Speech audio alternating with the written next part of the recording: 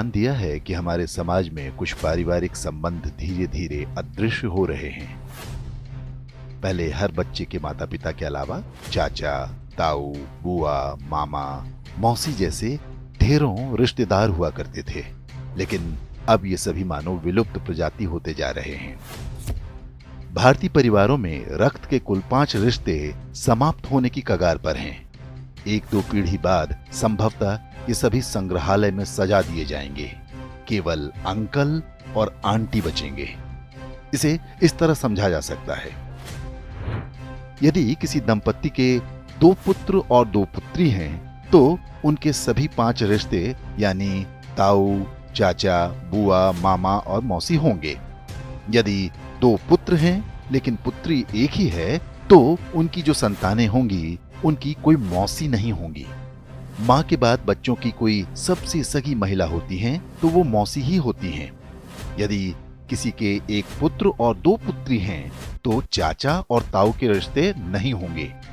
यदि 1 बेटी और 1 बेटा है तो उनकी संतानों का न तो कोई चाचा होगा, न ताऊ, न मौसी। यदि 1 बेटा या 1 बेटी होती है तो वो पूरी तरह से अकेला होगा। माता पिता के बाद उसका कोई रक्त संबंधी नहीं होगा। सिंगल चाइल्ड फैमिली को उनका निर्णय तीसरी पीढ़ी यानी जिनके वो दादा दादी होंगे बुरी तरह प्रभावित करेगा।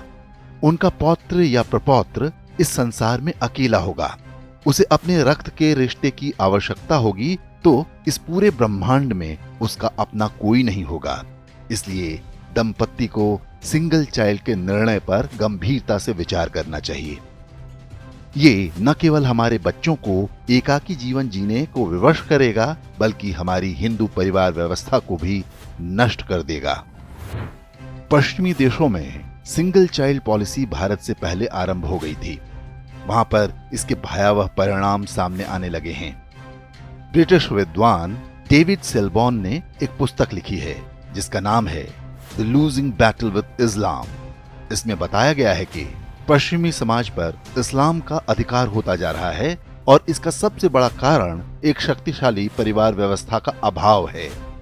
यूरोपीय देशों में परिवार नाम की संस्था लगभग समाप्त हो चुकी है। लोग विवाह करना पसंद नहीं करते। समलैंगिकता, अवैध संबंध, लिव इन रिलेशन जैसी कुरीतियां सामान्य बात हैं। उन समाजों में ऐसे बच्चों की संख्या बढ़ती जा रही है जिन्हें नहीं पता होता कि उनके पिता कौन हैं। बूढ़े माता पिता को घर में रखने को कोई तैयार नहीं। ओल्ड एज होम में उनका बुढ़ापा बीतता है। यूरोपीय देशों में आज राजनीतिक दल परिवार को बचाने का वादा अपने चुनावी घोषणा पत्र में करने लगे हैं। ऑस्ट्रेलिया में तो फैमिली फर्स्ट नाम से एक राजनीतिक दल भी बन गया है।